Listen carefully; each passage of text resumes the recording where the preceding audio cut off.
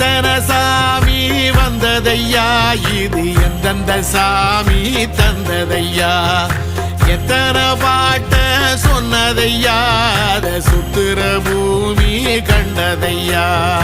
அடிச்சு வீசும் காத்துலையும் அந்த தகப்பனாச சுத்துதையா, பிடிச்சு பூக்கும் விதையிலும் ஒரு வம்சத்து கதையே உள்ளதையா,